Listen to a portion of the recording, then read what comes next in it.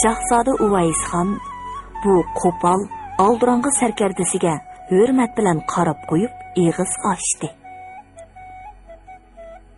Undaq bo'lsa, janobi sarkardilar farmon qabul qilg'ay. Hammaylan shahzodaning og'ziga qarab, qaddini ruslab tik o'tirishdi. Amir Supurgi Mirza janoblari butkul qo'shinning yondosh amir lashkari bo'lib, qalbda turg'ay.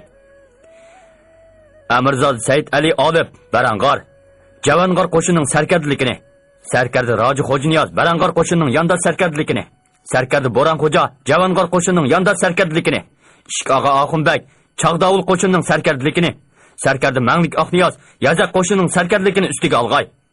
Lashkari yasa qattiq ijro qiling'ay. Bosh-boshliqqa zinhor o'rin berilmagay. Farmonbardormiz. Deyishdi barliq sarkardilar o'rinlaridan turishib. Joy olsunlar. Dedi shahzoda sarkardilarni o'ltirishga buyurib. Quruq muloqot qilib o'ltiravermay oliylari. Dedi sarkardi Bo'ronxo'ja. Endi hujum qilishga farmon bergaylar. Oldirmag'aylar sarkarda. Dedi shahzoda tamkinlik bilan. Agal, puxtaroq tadbir tuzib olayli.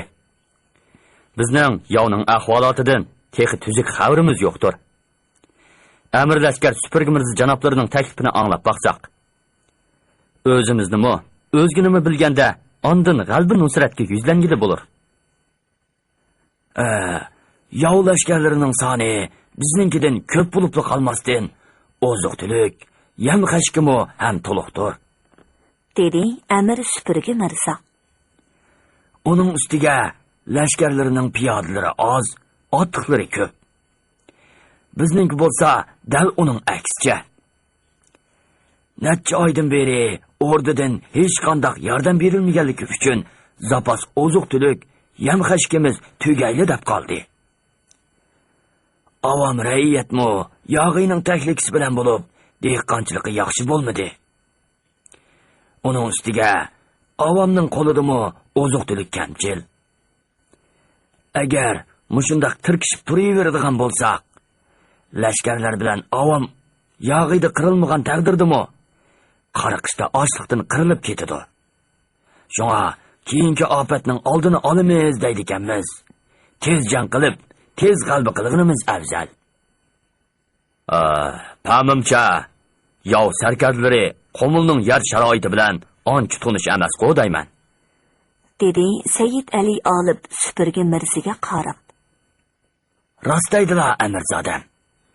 Dedi Supurgi Mirza. Necha vaqtdan beri biz faqat afzal yer sharoitimizdan foydalanibla yovning ilgirlash yo'lini to'sib tura oldik. Shunga Qomul shahri hozirgacha omon qoldi. Undaq bo'lsa, biz mushu afzal sharoitimizdan unumli foydalanaylik. Dedi Said Ali Olib o'ltirganlarga taksi qarab. Biz hozirgacha mudofaa holatida turib kelganimiz uchun tashabbuskorlik bilan hujum holatida turgan yov lashkarlari bir oz bexud bo'lsa kerak. Mana bu tarafi biz uchun foydali. Endi biz yovning kutmagan yeridan chiqib tashabbuskorlik bilan hujum qilaylik. Abballi, mau gap joyida bo'ldi. Dedi sarkarda Bo'ronxo'ja. Shahzoda oliylari farmon bersa, kamini Turshavul bo'lishni xohlayman. Menmu sarkarda Bo'ronxo'jaga hamdam bo'lib Turshavul bo'lay. Dedi sarkarda Manglik Oqniyoz. Necha vaqtdan beri mudofiada turib lashkarlarimizdan ish pishib ketdi.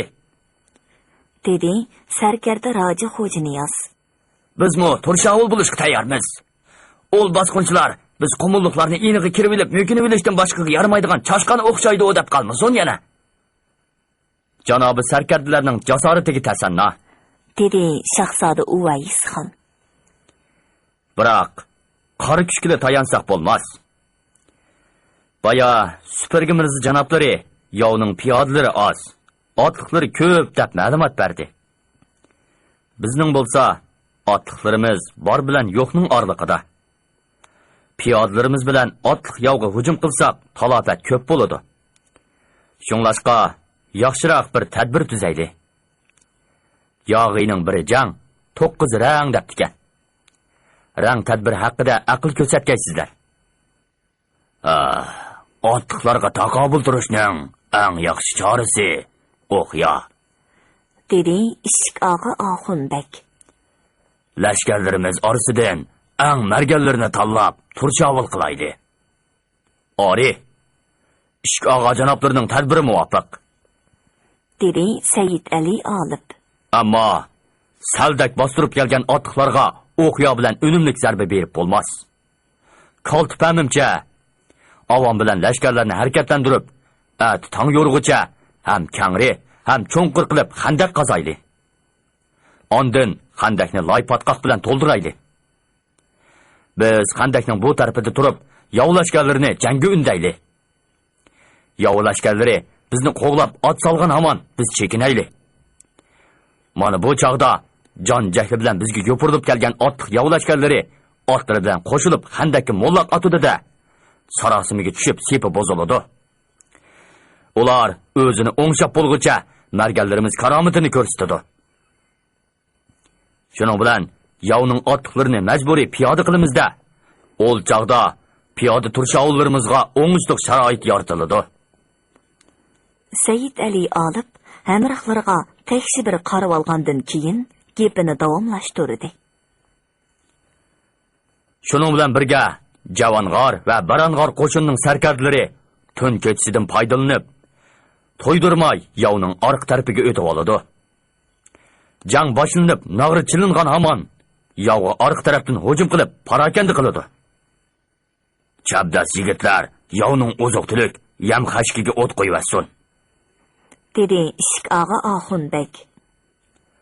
O'tni ko'rsa, yov teximi parakanda bo'ladi. Unda qilishga zinhor bo'lmas, dedi Supurgi Mirza. Qomul diyorida hozir oziq-tulik intayin kamchil. Navoda yovning oziq-tuligini g'animat ola olsak, lashkarlarimiz bilan avomning qishliq oziq-tulik masalasini hal qilib olaymiz. Ari, dedi Shahzoda Uvays xon. Oziq-tulik g'amlash intayin muhim. Shundoq bo'lsin. Amirzodamning ko'rsatgan tadbiri bo'yicha tayyorlik qilaylik, dedi Amir Supurgi Mirza.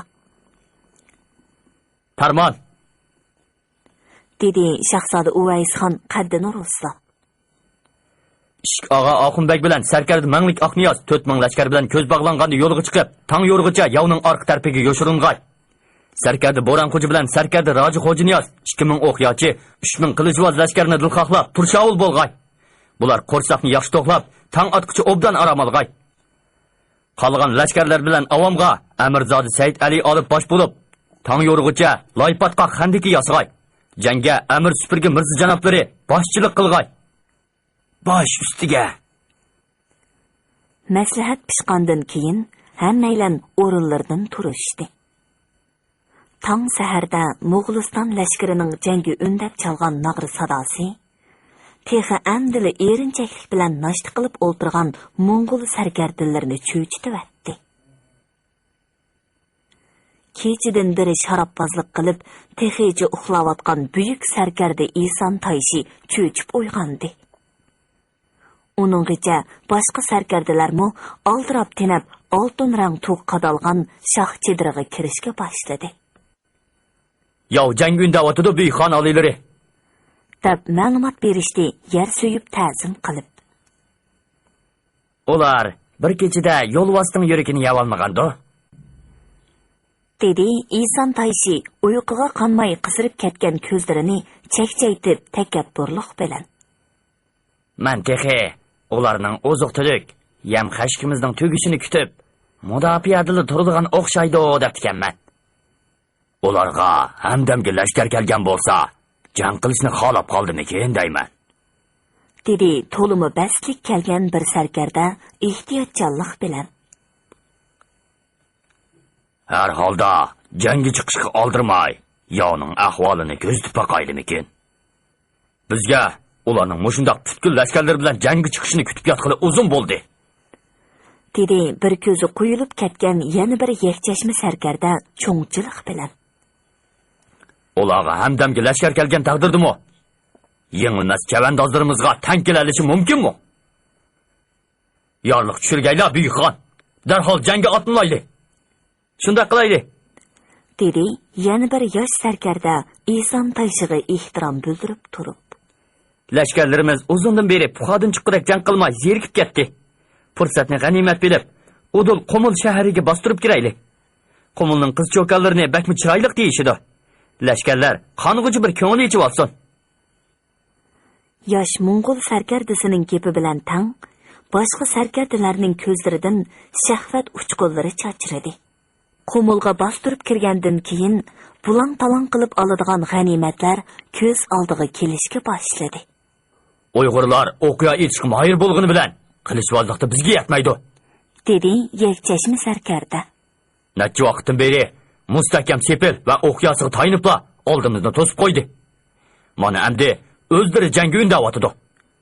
Ularning lashkarlari asosan piyoda, otliqlari bakmi oz.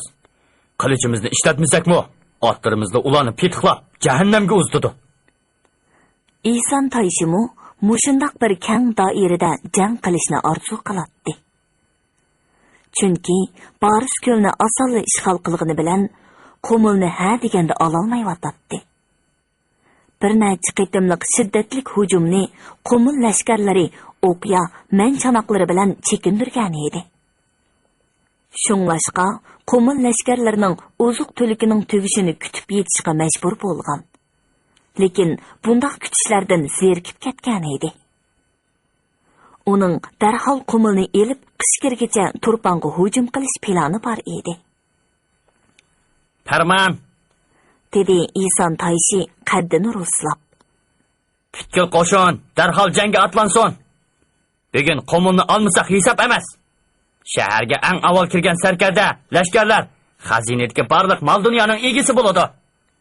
Azaldan jang g'animatlariga tayinib kun kechirishga odatlangan Mo'ng'ul sarkarda lashkarlariga xonning farmoni yoqdek yoqdi. Texi qo'liga kirgizmagan o'ljilarni bir-biridan qizg'anishib, xon chidiridan yugurib degidek chiqishdi. Birdamdala Mo'ng'ul qarorgohida otlarning chopchib do'pirlashlari, kishnashlari palakka yetdi. Sarkarda Bo'ron xo'ja bilan Roji xo'ja Niyoz marganlarini loy xandikining atrofida bo'ktirmada qo'yib, 3000 piyoda qilishvoz lashkar bilan Mo'ng'ul qarorgohiga qistab kelgan edi. Asrda bo'lsin sarkarda, dedi Roji xo'ja Niyoz Bo'ron xo'jani ogohlantirib.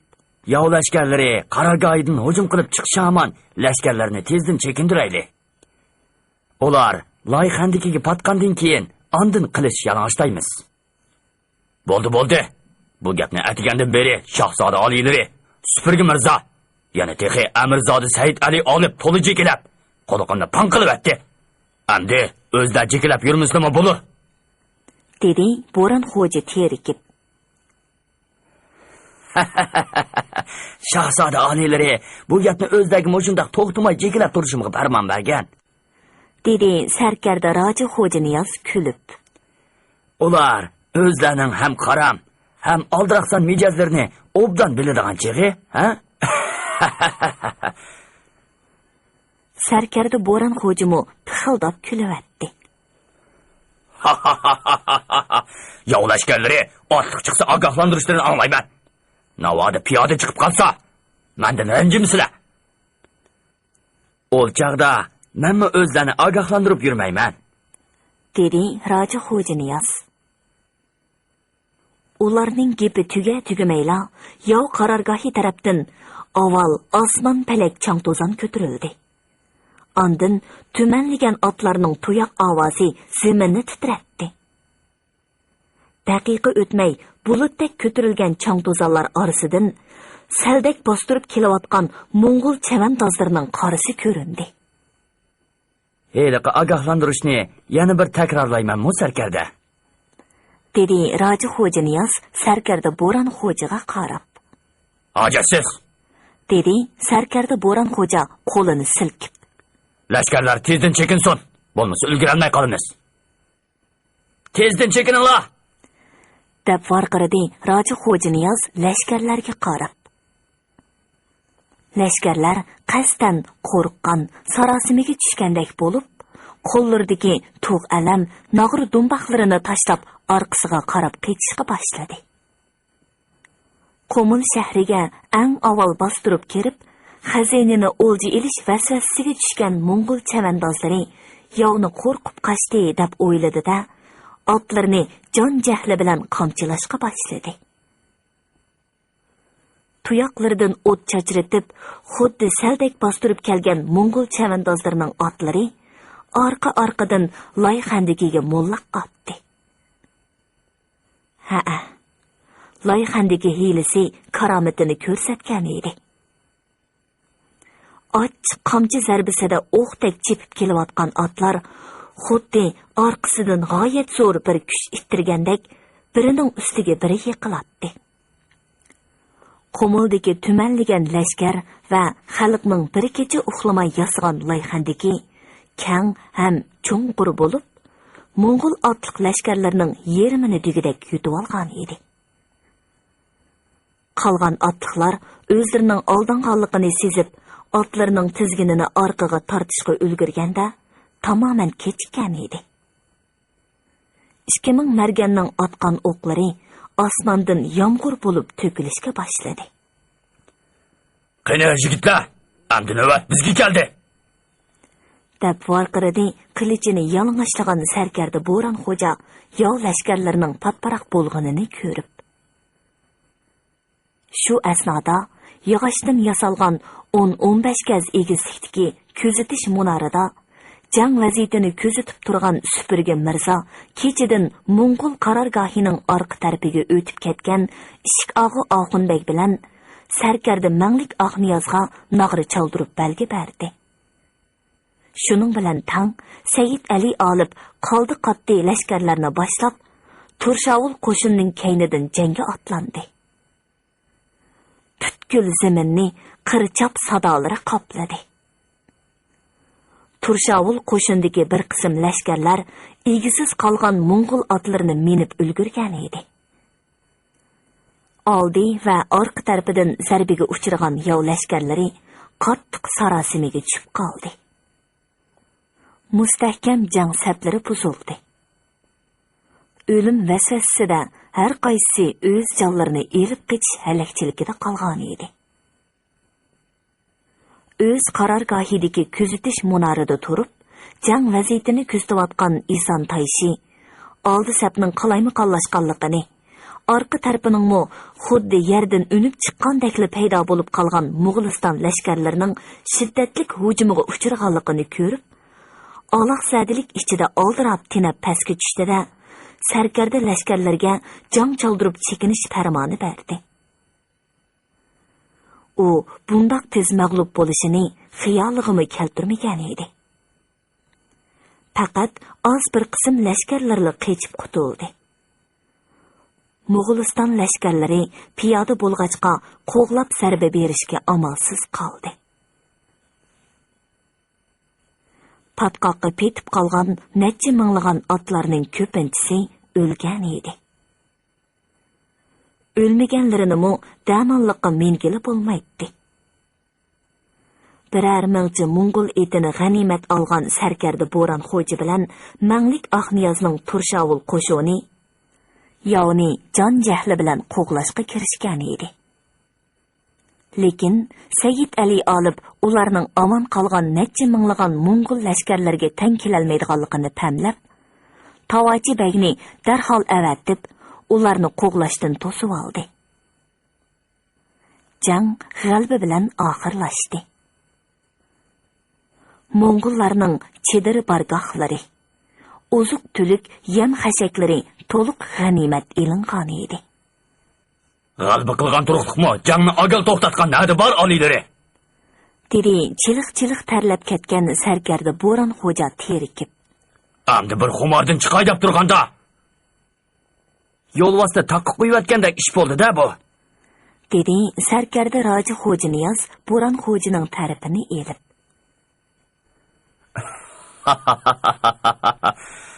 O'zlarini besib olishdilar. Helimo obdal xumordan chiqib olishdilar. dedi Said Ali olib kulib. Ol Qashqun yovning soni o'zlarining lashkarlarining sonidan natjasi ko'p. Navoda ular orqasidan ozli lashkarning qo'g'lab kelayotganligini bilsa, etining tizginni kayniga buraydi. Ol chaqda piyodalarimiz hamdamda bo'lishga ulgura olmaydi. Sarkarda Bo'ron xo'ja gap qilishga og'zini o'mallividi.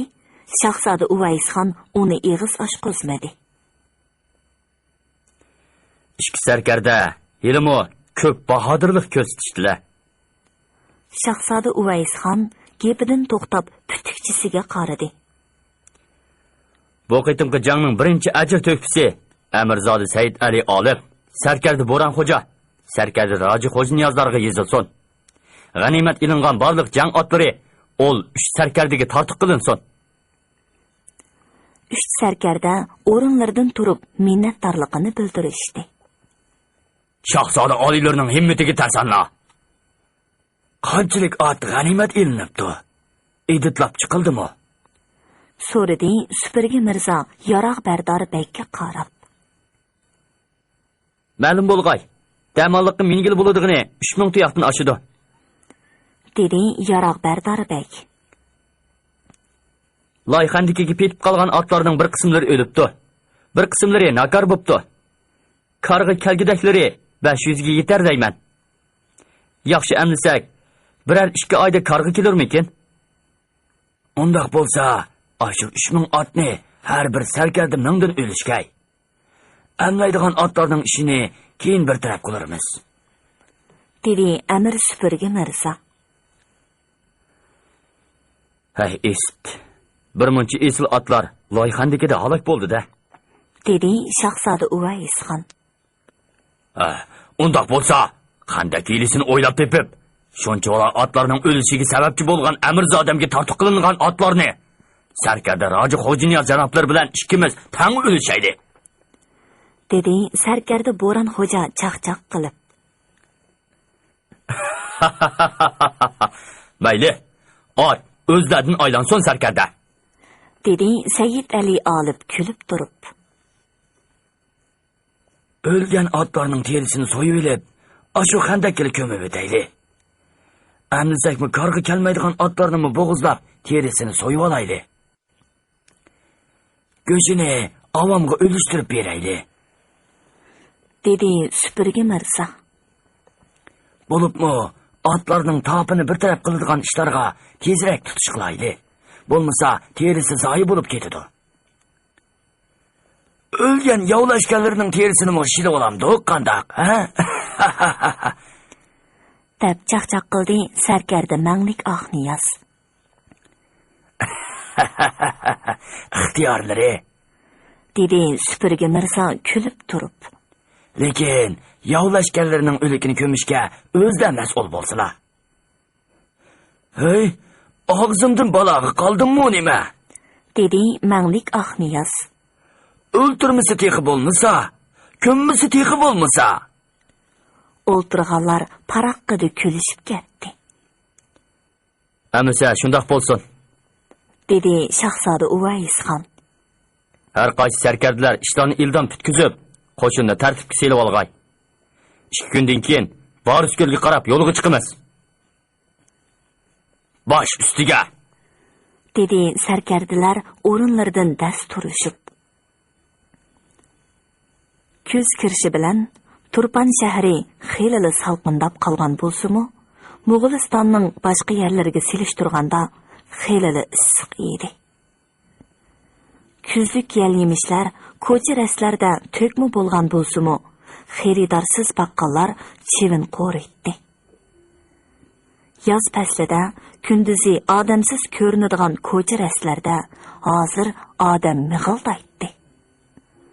Xanzu, parang, hindi savdogarlari mangdamda bir uchraydi. Sup-suzik kariz suvlari eriqlarda shirildab oqatdi. Qalandarlar, yalqovlar tom to'villarda optob sinishatdi. Ordu sepilining ustida u yoqdan bu yoqqa erinchaklik bilan mengib yurgan qorovullar orduni texmi sirliq ham surlik tusga kirgizgan edi. o'rda ichini Go'riston jimjitlikqa qoplagan bo'lib, amirlardan tortib oddiy xizmatkorlargacha hammaning chiroyida allaqandoq tushuniksiz hayajon hukm surardi. Ularning tashvishli ko'zlaridan ichki tuyg'ularini oshkorlash taqazzoliqi balqaytdi. Ammo hech kim ko'nglidagi tashvish, gumon, qiyoslarini bir-biriga bildirishga jur'at qilolmaydi. Haftadan beri Sultan Shir Muhammadxon Suvondan qolgan edi. Xonning ahvolidan xabar topgan barliq o'rda ahli uning uzoq yashayolmaydiganligini allaqachon jazmlashtirib bo'lgan edi. Shahzoda Uvays xonning lashkar tortib Qumulga borganligi, Qumul amiri Supurgi Mirza bilan birlashib, Qumul shahrining bo'sog'isiga bostirib kelgan Mo'ng'ullarni tal-to'kis tarmar qilib chekindirganligi. Hozir Mo'ng'ullar bilan Boris ko'lda jang qilayotganligi ularga sir emas edi. Shahzoda Uvays xonga munosabatlik har xil apqashli xabarlar Turpan shahrida eqib yurganiga bir oydan oshgan bo'lsa-mu, bundaq paranglar besilish tugul kundan kuniga ovib qolgan edi. Shahzoda Uvaysxon Qumulga lashkar tortibdi-dak. Qachonqi gap bu? Aslida Turpanga lashkar tortmoqchi ekanmish. Xon oliylarining g'azabidan qo'rqib qopti-dak. Yo'q, aslida Udul Ostoniga lashkar tortib kelmoqchi ekan to'q. Xon oliylari eg'ir kasal bo'lg'ashqa paylidan yenib qoptimish. Shahzodaning lashkarlari har qancha jiq bo'lsa-mu, xon lashkarlariga tang kelolmaydi. Hey, xatolashyotdilar taqsir. Shunchalar kuchli Mo'ng'ullarni teri-parang qilgan yerda xon lashkarlariga tang kelolmasmi? Agal, yotlarning adabini beray degan gap. Kesal yotgan xon bilan jang qilsa, bahodirlik shavkatiga nuqson yetishidan ansirgan gap. Validasi Sulton Xotun shahzodani Turpanga lashkar tortishdan to'sib qopti-dak. Agal Mo'ng'ullarni tasarrufimizdan qo'g'lab chiqarmay turib, Ostoniga qadam bossang, bergan sutimga rozi emasman debdi-dak. Shahzodaning lashkarlari ajoyib pahlavon yigitlarmish. Yurt-yurtlarning eng nochi yigitlari shahzodaning atrofiga to'planganmish. Soni tumandan osharmish. O lashkarlarning orasida Qashqar, Yarkentlik nochilar jiqmish. Xo'tanliklarmi bormish? Aqso, Kucha, O'sh, Chalishliqlarmi bormish? Charchan, Lop, Ko'nchiliklarmi ham bormish? Eli, Beshboliq, Olmoliqdanmi xeyli ko'p yigitlar kelib qo'shilganmish. Yaqindan beri Turpandan Qumulga qarab Mong'ollarningmi oyog'i uzilmayotdi. Shunda qilib, shahzoda taxtni tortib olarmi? Tuzuk gap qilsin-a. Shahzodaning taxtni tortib olg'is bo'lsa, obayonni tortib olmasmidi? Qumulga lashkar tortib yurmay. Shahzodaning muddasini bilgili bo'lmadi tang. Qo'l ostidagi yigitlar ajoyib bahodirlarmish. Har biri birdan yovlashganlarini otpotlari bilan qo'shib, loyiqib pattirib cho'kirlatganmish. Lap urmusina. Rostayman, o'z ko'z bilan ko'rganlardan angladim. Yov otlarining o'liki tog'dek do'linib ketganmish. Yo, Parvardigor. Ular ashundoq bahodir yigitlar bo'lmasa, saldak bostirib kelgan ortiq Mo'ng'ullarga qandoqmi tan kelalisin? Aman qolgan Mo'ng'ullar Udul Borisyo'lga qarab kechibdimish. Hozir shahzoda Mo'ng'ullar bilan Borisyo'lda jang qilib yetibdimish. Jang qilg'ini na vaqtiki gap. Borisyo'lni tortib olib, ularni o'z dargohlariga qo'g'lab yetibdi-dak. Mo'ng'ullarni ikkinchilab bu taraflarga qor yolmog'idek qilib yetibdi-dak. Yo'q, unda emaskan. Shahzoda Borisgulda Mo'ng'ullardan yengilib qopdi-dak. Borisgulni Mo'ng'ullarga tashlab berib, Qumulga qechib ketdi-dak. Bundoq bo'lishi mumkin emas, Jumo. Men mishamayman. O degan Amir kabir Shirali o'g'lonning o'g'li tursa. Anglashimcha, Shahzoda hozir Ostoniga qarab kelib o'tibdimish. Mening anglashimcha, Shahzoda xon oliylari kasaldan saqayib qo'pmog'icha Ostoniga hargiz bormayman deb ont ichib ekanmish. Ishqilib, yaratgan Tangri el-yurtga osoyishlik berar. Taxtni ular talashib jang qilgani bilan jafosini biz tortimiz.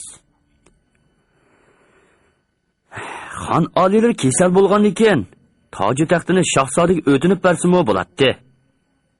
Hay, pasrak gap qilsizlar, pasrak. Bu gapni ordining payloqchilari anglab qolsa, ishlari chatoq. Tillarini kesib etadi. Xudoyim saqla. Xudoyimgo saqlaydi. Lekin tilimizni yig'masaqmi bo'lmaydi.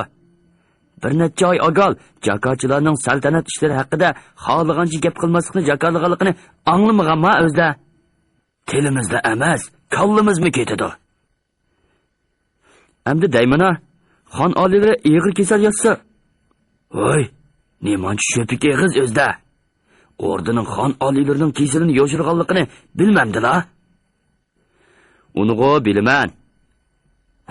Bilgan bo'lsa bo'ldi. Og'izlaridan chiqarmay ichlarida bilsizlar. Shu kunlarda ordi ichi tinch emasmish.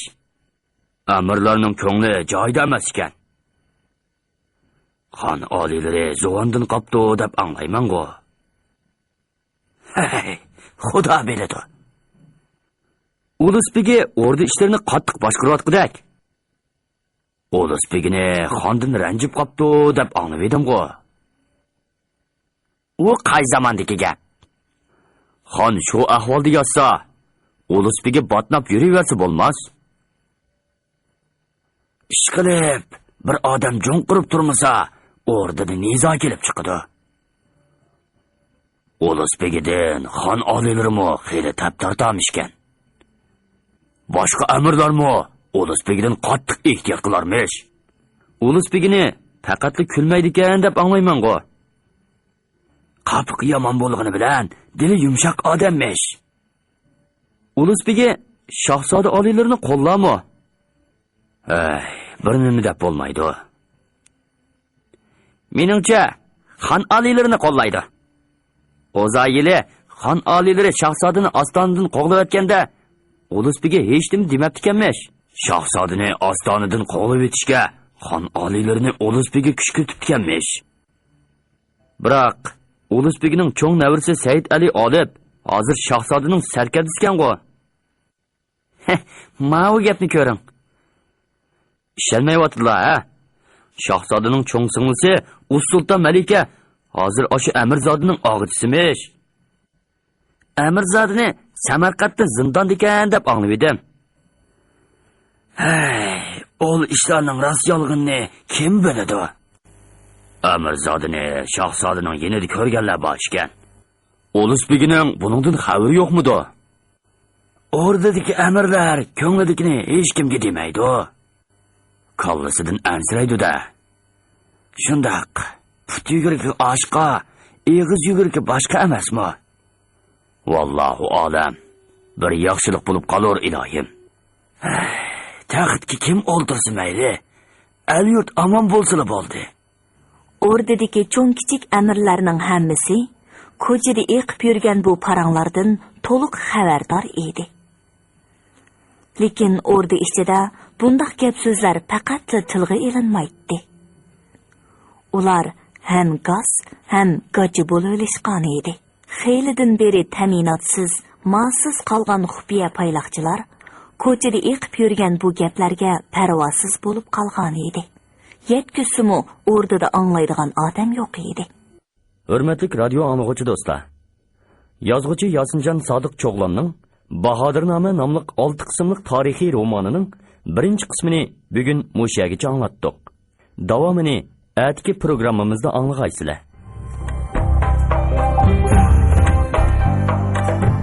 Janobi amirlarga elektr xon oliylarining keragi qolmabdi-da. Farmonimga xiloflik qilgan 30 ko'z supurgi mirziningmi kallisi ilinsin. Mammo ulus-beglik martabamni o'l navramga topshirib berib, Makka mukarramni tavob qilishga men olsam bo'ladi.